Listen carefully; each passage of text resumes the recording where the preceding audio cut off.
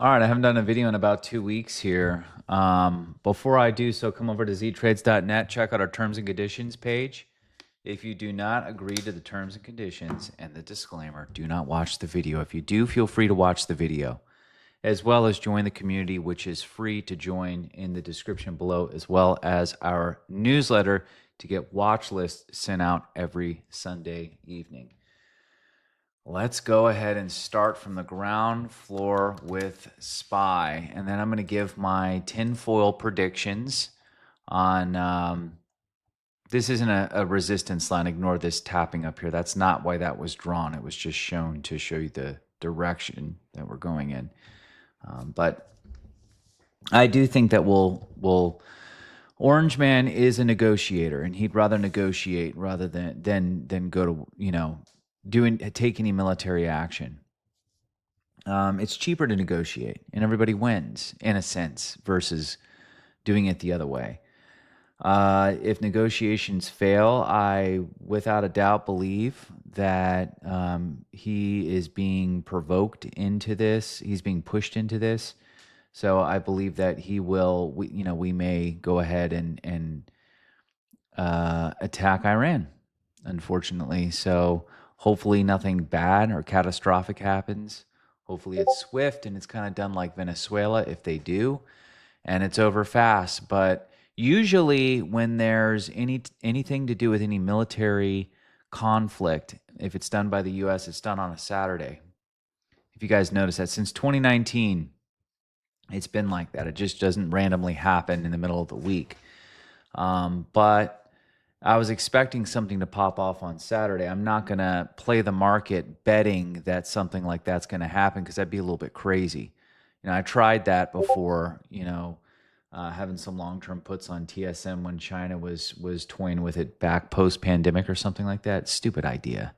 Very dumb idea to try to predict something like that. I didn't announce it, thank goodness. But you don't want to try to predict a black swan or an event unless it's just, obvious, unless it's obvious, like, quantitative tightening in 2022. I try to warn everybody everywhere. In the ARC, there was an ARC Facebook group. Try to warn all them in there. New companies, high debt. Debt goes up. Interest payments, new companies drop. What happened to ARC during post-COVID 2022? Got absolutely wrecked. From the 200s down to 36 bucks. And they kicked me out of the group. I ended up being right. But that one was kind of obvious. So we'll see what happens coming up here. Everything looks horrible. It just looks awful on the back end. Everything, all the economic indicators are screaming down, and we just keep peeling up. We're not really peeling up anymore. We're keeping it propped up in a sense. If this wasn't arching upward right here, if we didn't have upwards momentum with some higher highs, I would say we're in the distribution phase. Some would argue that this is the distribution phase. I wouldn't necessarily say that when there's been times where we made higher highs. So, but I mean, it's been a clean move from April, which I bought that dip up. Obviously, I wish I went heavier there, but you can see that we've been losing momentum since October. Trading July was the July through, especially that August dip, through October was just unbelievable. It was great. This hasn't been so good. January's been a decent month. February's been an awesome month. I've loved trading the last 3 weeks. I mean, it's just been unreal. I didn't have a red day last week. So we'll see what happens here. We have a low volume area over here. I had this charted out, SPY on the weekly. You can turn the linear chart on and you can kind of get a better picture of where things are. We have that low volume area over here. And I'd love to see that get filled down to 606. That would take a pretty extreme event. MACD's been open. Doesn't necessarily mean too much, right? We had opened up over here for a while and kept chugging along until we finally just dumped. Very, very, pretty decent dump. So this one was more aggressive. Well, that's COVID. I didn't know that was COVID over there. I just caught myself right there. I was looking at the MACD. But, I'd love to see this open up. I'd love us to fill that gap. Wouldn't it be the volume gap? Wouldn't it be crazy to fill the price gap? down to 570. I don't think that's happening. But anytime where there's any monetary shift, even if it's good, sometimes things can get a bit shaky, which is kind of, what's happening now. And we'll see what happens with the new Fed chair coming in May. May's around the corner. We're heading right into March. So basically, 3 months out, we'll have a new Fed chair. We'll see what happens then. 3 months is a long time with screaming economic indicators pointing down, as well as pending mini war with Iran. So we'll see what happens there. Let's take a look at some of these names. As of right now, futures are down. Futures are down. I wanted to take a look at silver. Charts don't lie. The talking heads do. When we were just ripping over there, RSI was just loaded. If you guys remember, I was like, dude, we've got some bearish divergence. We were building it for a while. RSI was low. We kept trending up. RSI was even higher right there, and we had that hanging man. Massive dump. I called for us going back up with this being so oversold. When we're in a bullish trend, we're still bullish, and RSI gets that oversold, usually it's a sign that we could come back up. Now, I called that Thursday night. I called this right here. I should have jumped in. Second the market opened, I'm distracted. I'm missing stuff, trades, almost catching them, looking the UOA, all that. And silver got away from me. But if you look at this MACD, it looks beautiful down here. You can kind of see this if I highlight that blue right there, but you can see how we're curling around. We haven't even crossed yet. I wouldn't count that out. 96 is not off the table on SLV. It's not off the table. That could get filled. This low volume area could get filled as well. If we want to match the candlestick up with the volume here, if we can really pass 81, we could fault that. If we're going to continue up, I think 90 is easily on the table, that low volume area right there. That's if we don't fill that 96 gap. But that plunge on Friday, there is no wick on top of that. There was no sellers at the end of that. Keep your eyes on silver over the next 2 to 3 weeks here. If we're going to go bull, right? We're bearish right now. It doesn't really mean anything. Things can change by the time we wake up tomorrow. Where is the 200 at? Here she is. Let's turn the linear off. RSI levels, let's match that up. We are around where we were over here in that 2022 dip when I should have bought it up at basically $17. I should jump off a bridge. Bulls are there. We have a bull candle on the weekly for the first time. 1, 2, 3, 4, 5, 6, 7, 8, 9, 10, 11, 12, 13 weeks. The 14th week was the first time the candle closed bull. Now, from the trend, it's a lot more than that. 13, 14, 15, 16, 17, 18, 19. 19 weeks of down. Yeah, there was an up candle. We're still in a down trend. And as of now, we're confirmed bull off the 200, but we're not necessarily bullish yet. If it's going to bounce, any of these top 10 or 20 stocks of the S&P on a weekly, if they're at the 200, I'm going to be keeping my eyes open.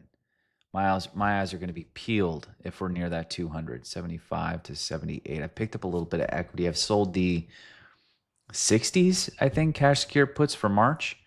So if we go to war with Iran, I might get filled at 60 and the shares will be worth 30. I'm joking a bit, but I'll gladly buy Netflix at $60.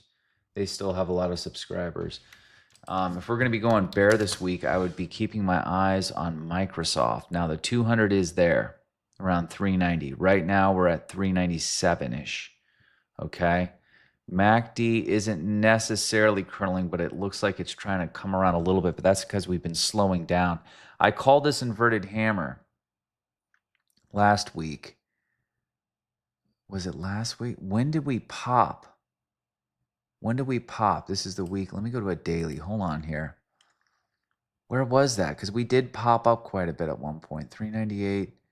I called the hammer. We went from 400 to 423. That inverted hammer just threw me off. This is an outside bar right here on the daily. Okay. MACD does look bullish. We have not had a golden cross yet, but it looks like it's about to. If we somehow went bull, which the weekly looks awful, overall through like March, this would take a while. We have that. I don't see it going past the 200. We could go into this volume gap, the price gap area of around 468, where the 200 EMA is. I would say 465, 468. That could happen. It would take a lot to get it up that much. But I'm going to be watching Microsoft very, very closely. Here's what scares me. Is anything to do with software I want nothing to do with. Over the last 30 years, longer than that, I would say 35 years, if not longer. 35 years, right around 35 years, software was great. Why? Because I can just sell licenses to the software. I make it once and I sell licenses. I don't have to manufacture it. It's less overhead. The profit there was just wild. One of the reasons that led to many reasons, some of the accounting things that Clinton had approved, that's another conversation. With the trade as well, it did take American jobs, but it made companies more profitable. There's a lot of things that led to the dot-com bubble and the massive boom, but that's where you wanted to be as software. Winning software companies, Microsoft, fantastic, right?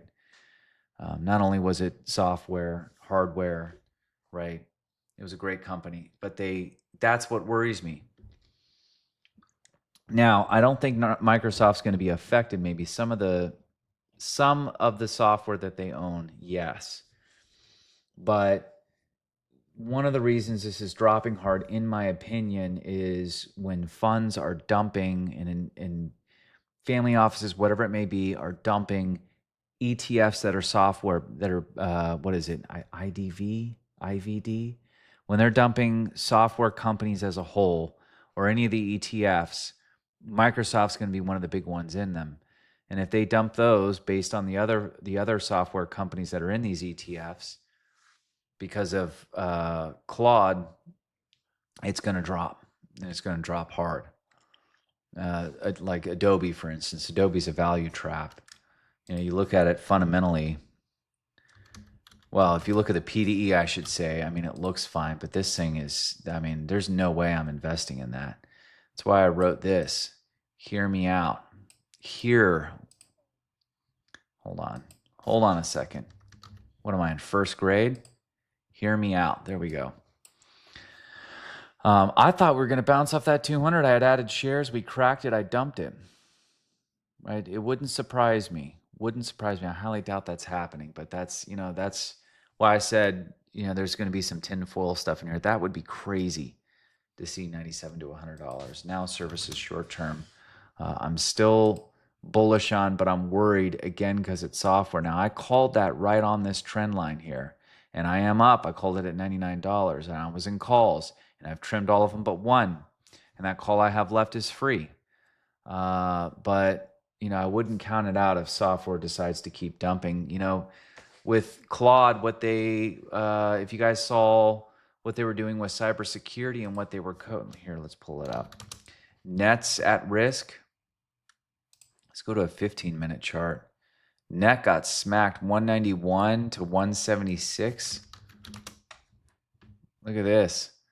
On Friday we were at 432, and then we went to, is that right? That is right. 432 to freaking, wow, 387 in a day. Sketchy. Sure, it could rebound and have a little bit, but long term, I'm so good. I want companies that are not going to be at risk. And the problem is the companies that I want to invest in that are wrecking these publicly traded companies are private, right? And it's very hard to get a fill. If you try to get a fill, you just can't. I'm on Equity B, Hive, Equities in. I can't get in it. And then when they have offerings, some of them are like $250,000 to 1.5. I got a fill on which I posted in the Discord. I got to fill on Scale AI, but that worries me because that may mean that it's at danger of being taken over by Claude. Claude could just come out with something very similar like that in 3 seconds. Boom. We just made we're doing everything that you did and better. And it's free. Anyone can make it and compete with you now. We have a golden cross on MACD here on PayPal. I did call this out down here on last week's watch list. We did pop up. I am in calls. I am in equity. I have trimmed the calls. I'd love to see this gap get filled. I don't know what it's going to take for that to happen. That would have to be news driven. Let's take a look at MU. This is if we're bull. That looks good. That looks really good. If we're looking at the daily here, let's pull this up on the volume. You know, and if we do go bear, I think we could just set up even more, right? And it could get tighter with the 20 EMA coming up and this coming down, right? And the 21 EMA coming up. If it stays in that range, it could pop even harder. MACD is curling there. Let me take a look at the weekly real quick before we move on here to S&DK. That's an outside bar, S&DK. Where was I at? I hate everything. $27 in April, even in August, you know, even over here. I hadn't looked at this once. Look at that 20 EMA tag at 234.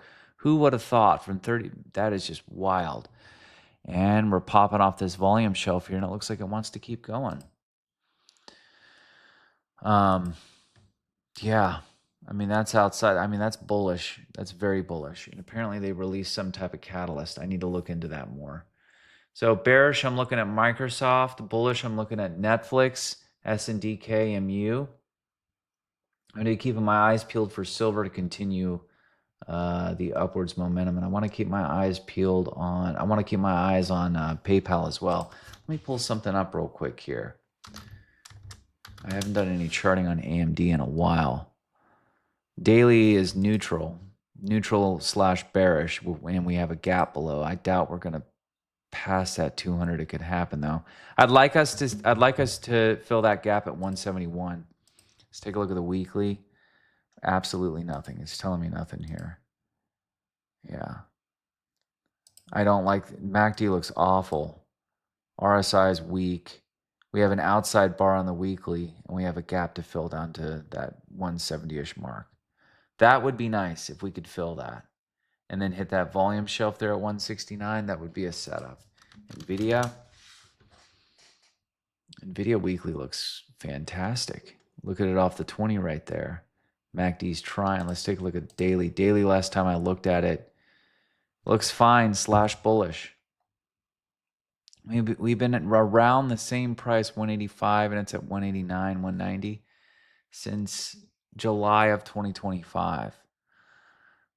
So we'll see what happens there. Real quick, Palantir, daily. We have a golden cross on the MACD weekly. That's literally telling me absolutely nothing, and the RSI looks disgusting. Snow, software. I don't know if I want to mess with it. That looks horrible. Look at that. The second it tagged the 20, just violent bears came in. I mean, that looks like that's going to snap. We cleared this wick over here, right there. That thing's cooked. We could bounce around here where the bulls were before, but I'd love to see that gap get filled down there at 141 if we're going to go bear. Fig, another one real quick. And the bulls got eaten up there, but we did close for the first time on the 20 EMA above it for the first time since October of 2025. Interesting. So I'm going to keep that on watch. One more here. Roku. I want to do a quick scan. Absolutely garbage right there. What's another one here? Hood. You know, I'd be in Hood. MACD looks good. That gap to 85 looks pretty attractive. Oh, the daily looks disgusting. So does the MACD. Look at me calling the bearish divergence right here. Interesting. When did I write that? I was right overall. Would have been a wild ride. SoFi. Let me take a look. Let's just throw. I was supposed to end the video. I want to just jump over a couple more things. There's a 100. Let's see. Anchored VWAP, huh? Ooh, she's on it. Interesting. Right on the anchored VWAP. You notice that? Large body, smaller body. This body was a little bit bigger. That's the thing that throws me off. The bodies were getting smaller. That body's bigger. So it's not obeying what I wanted to do. This should have, theoretically, this body should have been smaller. The wick could have done whatever. And this could have bounced and turned. This shouldn't have done that. It should have went up. But the good thing is it's on anchored VWAP. So this should have bounced on the third candle. And that failed, which means bears are still in control. Then we have an outside bar, which bears are still in control. The only bull I see is we're on anchored VWAP, and that's heavy. That's the equivalent of like a 200 EMA, in my opinion, bounce. That's something to keep on watch. How about this? We clear that body right there, 1942. Keep your eyes peeled on that. SoFi, I'd be happy to own. I'm selling the $16 cash secured puts, which that's all the way down here. I am absolutely fine with that. Wouldn't that be wild if we went back to $8? I doubt that's happening. They've matured so much since then. That looks horrible. That's an outside bar. Each body's low, you know, higher body, lower. That doesn't look good. That does not look good. Real quick here before I end the video. Okay, 20 EMA, 200. Oof. Real quick on the monthly. That's not telling me anything. That is a 1, 2, 3. This month's coming to end. Keep your eyes on SoFi.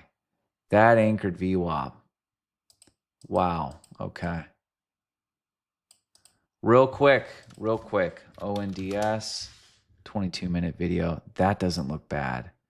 Look at that. I have that charted out. 1, 2, 3. We bounce. SoFi's got it on the monthly. Let's take a look at the daily. Horrible. We had a 1, 2, 3 up and we're dropping. We bounce off 940, anywhere in the 940s, 950. Keep your eyes open on that real quick. 100 EMA, 20 EMA. Okay. I love playing wheels up. That looks awful. Absolutely awful. Yeah, RSI is rising. Weekly. It's not really telling me anything there. Bearish. All right, guys. If y'all like this information, make sure to like and follow for more. I will see you in the Discord. I want to see... I've laid out some of the things that I'm looking for on the bull side. A lot of it looks good because things are beaten down, so it's smacking into volume shelves, anchored VWAP, EMAs, previous lows. So, but that could be a trap. We'll see. Microsoft for possible more downside if we remove anchored VWAP here. If the market's going to decide to go bear next week, let's go ahead and remove anchored VWAP real quick. Yeah, look at that. That's an outside bar. We can take that anchored VWAP off. That's about to fall into a volume gap. We have a trend line here, right here, and we have the volume shelf, a very small one at 378. Keep your eyes open on that in case we decide to go bear.